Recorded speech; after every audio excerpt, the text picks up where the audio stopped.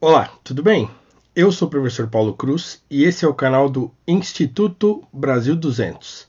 Lembrando que se você ainda não se inscreveu no canal, se inscreve aí, clica no sininho para receber as notificações e já dá like no vídeo para fortalecer o nosso trabalho. No vídeo de hoje falaremos sobre algo que considero fundamental tanto para a nossa vida individual quanto para a nossa vida em sociedade, que são as virtudes cardeais. E o que são então as virtudes cardeais? As virtudes, as duas palavras são derivadas do latim, virtude, que vem de virtu, é força, né, vigor, e cardeais vem da palavra cardo, que significa gonzo ou dobradiça de porta, né? Aquela dobradiça que fica na porta.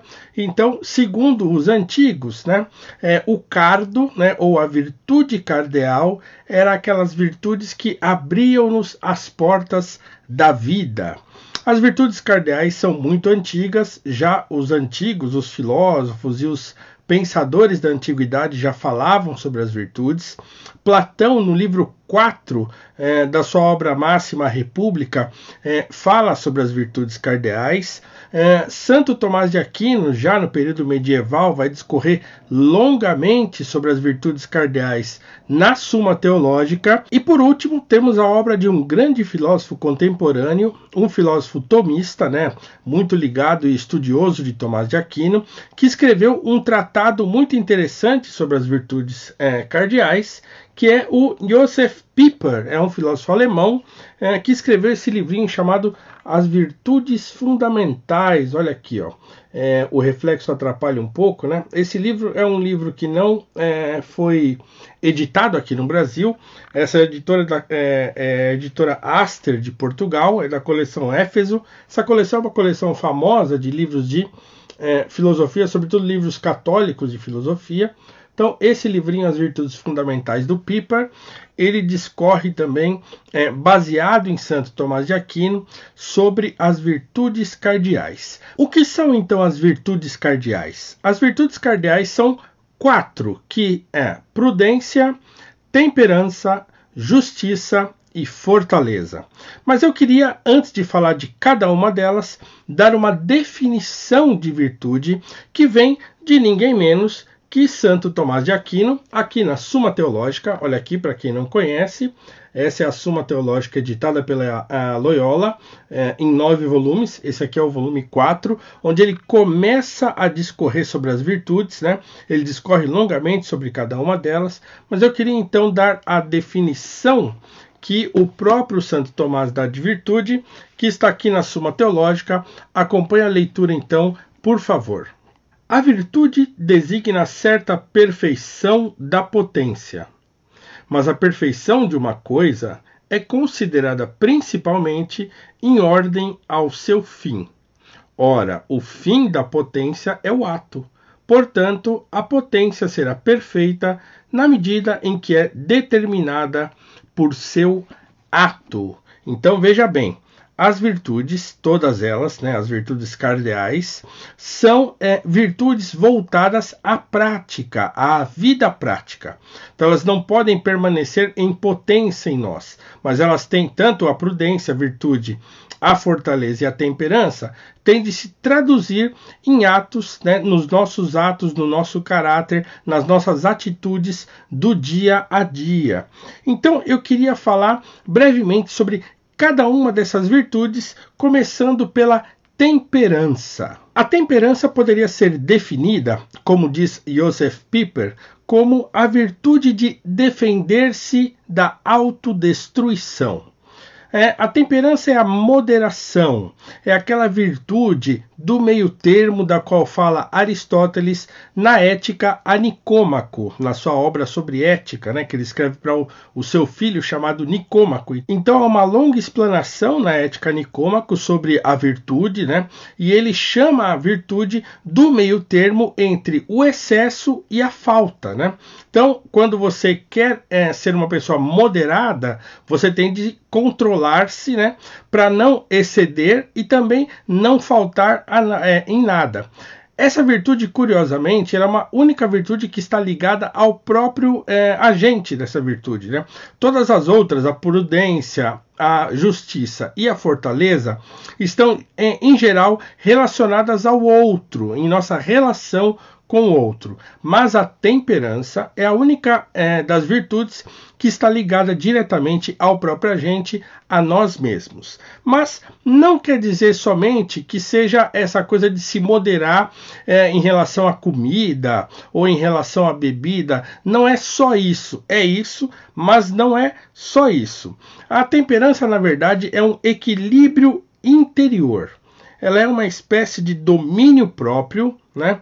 É uma espécie de domínio do espírito, da qual a gente não prescinde para não excedermos e também para não faltarmos em nada das coisas as quais tratamos, né? Ou mesmo consumimos. Então, é uma disposição de espírito para a moderação. Então, a temperança, mais do que moderar-se no ato de comer ou de beber, é uma própria disposição espiritual que está ligada à moderação, ao meio termo, que está ligada a uma defesa da autodestruição, como diz o Piper. Se eu pudesse dar um exemplo, então, de temperança, eu gostaria de dar um exemplo negativo, ou seja, de alguém que não tem temperança. E aí eu me lembro muito de um personagem que eu usava quando eu dei aula para crianças, de filosofia para crianças no ensino fundamental 1. Trabalhei muito com contos de fada e tal, e eu trabalhei com eles as virtudes cardeais. E o exemplo que eu usei de uma pessoa que não tem temperança é o bêbado do Pequeno Príncipe. Eu não sei se você conhece, talvez conheça, né? Se não conhece, vale muito a pena ler o Pequeno Príncipe. O Pequeno Príncipe é um livro que eu sempre releio, eu sempre volto a ele, e cada vez que eu leio eu descubro uma coisa mais legal. Mas tem um personagem no Pequeno Príncipe, se eu não estiver enganado, no segundo planeta, ele visita alguns planetas, né? E no segundo planeta ele encontra um bêbado. E esse bêbado então está sentado com um monte de garrafas em torno dele, vazias e cheias. E o Pequeno Príncipe pergunta o que ele está fazendo, ou por que ele bebe. Ele fala, olha, eu bebo para esquecer. Aí ele fala, mas você bebe para esquecer o quê? Ah, eu bebo para esquecer que eu tenho vergonha. Vergonha do quê? De beber, ele responde. Então é um círculo vicioso, né? Eu bebo para esquecer que eu tenho vergonha de beber. Então esse bêbado do Pequeno Príncipe, ele perdeu toda a sua capacidade de ser moderado. Então ele bebe a todo momento porque ele quer esquecer que ele bebe e que beber é uma vergonha. Então é um exemplo bastante interessante de uma pessoa que não tem temperança, né? É claro que há vários exemplos de pessoas que são temperantes aí, tanto na literatura, no cinema e na vida real mesmo, né? Mas fiquem aí com o exemplo negativo do bêbado do Pequeno Príncipe e aproveite, se não leu o livro, leia agora, hoje, já. A segunda virtude que eu gostaria de tratar é a justiça. A justiça, segundo Piper também, é a virtude de dar a cada um o que é devido. Essa, é claro, é uma definição também já antiga, né? O Platão também fala disso, fala dela nesses termos, Tomás de Aquino também, mas eu estou aqui me baseando então na obra Virtudes Fundamentais do Piper, então ele reproduz essa frase em sua obra. E também a justiça é distinguir aquilo que é próprio do que é alheio. Não se trata também de uma virtude social ou de algo que o governo tenha de fazer.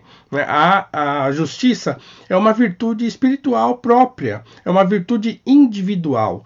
Cada pessoa, se tivesse dotada dessa virtude ou se colocasse essa virtude em prática, o governo precisaria fazer muito menos em prol das pessoas.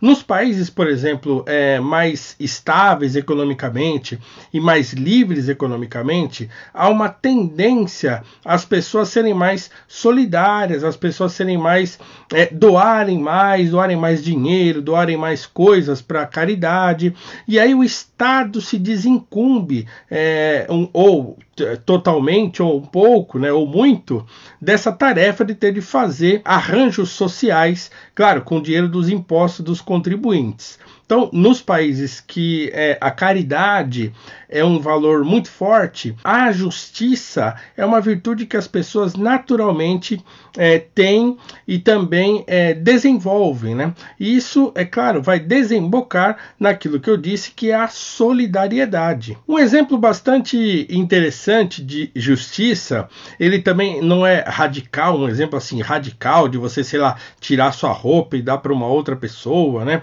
Tem vários exemplos também de justiça, de que você se dispõe de algo para ajudar uma outra pessoa, ou que você distribui alguma coisa que você tem com algumas pessoas para que todas tenham as mesmas coisas.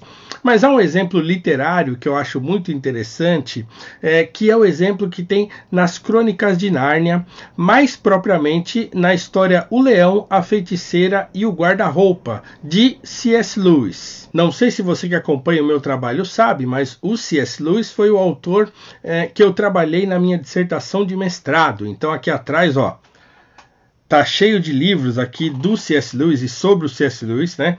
Tem uma Crônica de Nárnia aqui ilustrada, grandona, que eu não peguei para evitar aqui de ter peso perto de mim na minha mesa, porque é um livro bem pesado. Tem outros ali, eu tenho várias edições das crônicas, mas há um momento em O Leão, a Feiticeira e o Guarda-Roupa que a Susana, a Lúcia e o Pedro estão tentando resgatar o Edmundo, que está em poder da Feiticeira Branca. E eles estão no momento que eles começam a perceber que o inverno está terminando, e eles recebem então a visita de ninguém menos que o Papai Noel. Há muita controvérsia em relação a essa aparição do Papai Noel na história, mas o fato é que o Papai Noel oferece a eles presentes. Ele dá um arco e flecha para Susana, ele dá para Lúcia um vidrinho com um guento mágico lá para sarar feridas e um punhal, e dá para o Pedro uma espada, né? Então é muito interessante, porque o que o Papai Noel faz nesse momento é dar para cada uma daquelas três crianças que estão ali um presente que na verdade são ferramentas que eles vão usar. Então aquilo que lhes é devido. Ele poderia dar a espada para a Lúcia, ele poderia dar o arco e flecha para o Pedro, não, mas ele dá a espada porque ele é o rei, né? Ele dá o arco e flecha para a Susana porque ela tem muita habilidade e tal, e pela própria, digamos assim, pelo próprio caráter bondoso, né, da Lúcia, ele dá a ela aquele unguento que sara feridas. Então é um exemplo bem interessante de se fazer justiça e de dar a cada um o que é devido. A terceira virtude é a fortaleza. Fortaleza também, de vez em quando, é chamada de coragem, mas coragem parece que tira um pouco do peso e da importância que tem essa virtude. A virtude da fortaleza é a resistência do mais fraco, é como resistir aos infortúnios, como resistir às grandes dificuldades da vida. Eu gosto sempre de dar exemplo de fortaleza aquelas pessoas que perdem as coisas, por exemplo, numa enchente. Então acontece uma chuva muito forte, e aí aqueles bairros que ficam em lugares que alagam, as pessoas perdem tudo. O que faz essas pessoas levantarem no outro dia, limparem toda a sua casa, recolherem todos os escombros e falarem, olha, vamos começar tudo de novo. Aí vai lá numa loja, faz um crediário, compra tudo outra vez. Geralmente são pessoas pobres, né, que moram em locais mais vulneráveis. Então eles vão lá, compram tudo de novo e começam tudo de novo, né? Então essas pessoas são dotadas dessa virtude. Elas resistem muito bem aos infortúnios, resistem muito bem ao mal. Para usar um exemplo bíblico, né, o exemplo bíblico é daquele que a força se aperfeiçoa na fraqueza. Então, como diz o apóstolo Paulo, quanto mais fraco eu estou, mais forte eu fico, né? Então essa é a virtude da fortaleza, é a virtude daqueles que resistem ao mal, é a virtude daqueles aqueles que enfrentam as dificuldades com grande vigor e vencem. O exemplo que eu queria dar de Fortaleza é um exemplo muito legal, muito interessante, que tem um filme que saiu aí em 2016, um filme recente, que conta a história de um herói de guerra chamado Desmond Doss. Eu não sei se você conhece a história de Desmond Doss, mas ele foi um soldado da Segunda Guerra Mundial. Ele decide ir para a guerra quando acontecem as convocações, mesmo sem querer pegar em armas. Ele tinha uma questão religiosa, então ele queria ir para a guerra, mas ele não queria pegar em armas para lutar. E aí tentam dissuadi-lo, coisa e tal. No fim ele acaba indo para a guerra, e o que ele faz é algo absolutamente surpreendente e emocionante. O filme se chama Hacksaw Ridge, ou Até o Último Homem, né? Um filme do Mel Gibson, como eu falei, de 2016. É um filme belíssimo. O próprio Desmond Doss estava vivo até recentemente. É uma história muito comovente, muito interessante. E um exemplo assim sublime de fortaleza, de alguém que se doa em prol do outro, alguém que inclusive aplica outras dessas virtudes cardeais em sua vida, né? A justiça, ele aplica a temperança, ele aplica também a fortaleza, e é alguém que é um exemplo de vida para todos nós. Então, olha só, a vida de Desmond Doss, retratada no filme Até o Último Homem, de Mel Gibson, é um exemplo sublime e muito importante e interessante de fortaleza. E por fim, a última virtude, que na verdade é a primeira virtude, porque é a mãe de todas as outras. Eu deixei por último porque na verdade ela é a primeira, que é a prudência. A prudência, na verdade, é a virtude que comanda todas as outras. Então é impossível ser temperante se não tiver por base a prudência. É impossível ser justo se a prudência também não for a base da justiça. E é impossível ser forte, corajoso, né? Ter a virtude da fortaleza, se também em sua base não existir a prudência. Por quê? Porque a prudência é justamente aquela virtude, que mede os excessos e que faz com que vejamos as coisas como elas são. Isso parece muito simples, né? Ver as coisas como são, mas não é. Exige uma grande dose de treino e de experiência até que a prudência se desenvolva em nós. E é evidente que todas essas virtudes, elas podem ser exercitadas e devem ser exercitadas pela prática, e elas podem ser desenvolvidas em cada um de nós isoladamente, mas nenhuma delas pode ser desenvolvida em nós sem que antes sejamos prudentes. A prudência é a capacidade que nós temos de nos anteciparmos aos fatos, por exemplo, né? Então, por exemplo, sei lá, eu dava esse exemplo que é banal, mas muito interessante para as crianças, que é o seguinte: se você está numa rua movimentada e você precisa atravessar a rua, o que você faz? Se você não é uma pessoa prudente, você vai tentando atravessar pelos carros mesmo. Mas, se você for uma pessoa prudente, você vai procurar um semáforo de pedestre, vai lá apertar aquele botão, se tiver aquele botão lá, e vai esperar que o semáforo abra para você. Semáforo aqui em São Paulo, não sei de onde você está assistindo, né? Sinaleiro, farol, mas aqui em São Paulo é semáforo. Esperar abrir para você o semáforo de pedestre e atravessar. Isso é ser prudente. Ou se você precisa passar por uma rua e essa rua está muito escura, à noite, um beco, você vai evitar passar por essa rua, vai tentar fazer um outro caminho. Isso também é ser prudente. Então é discernir o real para se prevenir. Isso, na verdade, é ser prudente. Então, quer dizer, um político prudente, ele sempre se antecipa aos fatos, ele sempre pensa nas consequências daquilo que ele vai fazer ou falar. Uma pessoa que é prudente com a sua família, com o seu trabalho. Então, quer dizer, a prudência é uma virtude que completa o ser humano e que serve de base para todas as outras.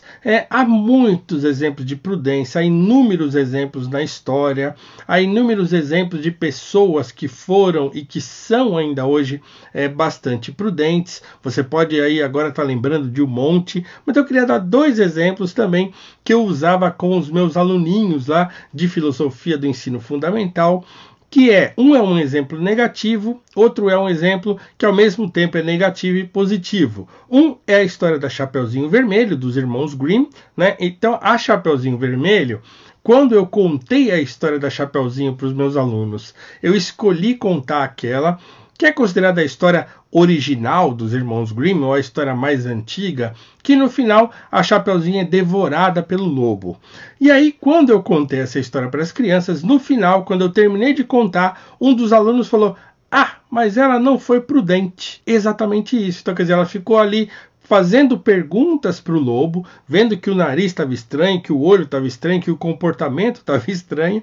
Em vez dela correr, ela ficou lá até ser devorada pelo lobo. Então faltou prudência a Chapeuzinho Vermelho. E o outro exemplo são os 3 porquinhos, né? Que nós temos 2 que são, digamos assim, imprudentes, e um terceiro, aquele que constrói a casa de alvenaria, que é o mais prudente de todos. Então, eles querem só ficar brincando, né, os outros 2, enquanto o terceiro porquinho está lá construindo a sua casa pacientemente de alvenaria. No fim das contas, eles todos correm para a casa desse último, e aí o lobo não consegue assoprar a casa, e a casa ou assopra, mas a casa não cai, né? E eles ficam lá seguros, né? São esses, então, os 2 exemplos de prudência da Chapeuzinho Vermelho e dos 3 porquinhos. Você pode agora aí estar pensando em vários exemplos da vida real.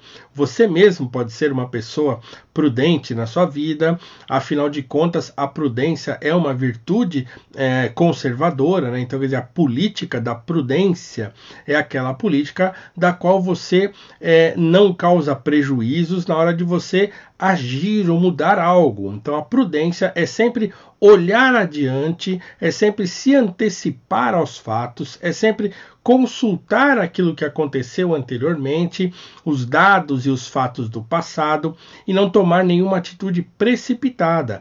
Isso é ser prudente. E se a prudência é a base para as outras virtudes, então podemos dizer que as virtudes cardeais são virtudes bastante próximas, ou para não dizer próprias, do conservadorismo. Se você não é conservador, não tem problema. Afinal de contas, você pode ser e não saber, porque, na verdade, todo mundo quer conservar aquilo que conhece e que ama. Então, em alguma medida, todo mundo é conservador, todo mundo, então, pode ser virtuoso, aplicar, aprender e cultivar as virtudes cardeais: prudência, justiça, temperança e fortaleza. Então é isso, espero que você tenha gostado desse vídeo, espero que você tenha se imbuído da tarefa de cultivar as virtudes. Então fique com Deus e até o próximo vídeo.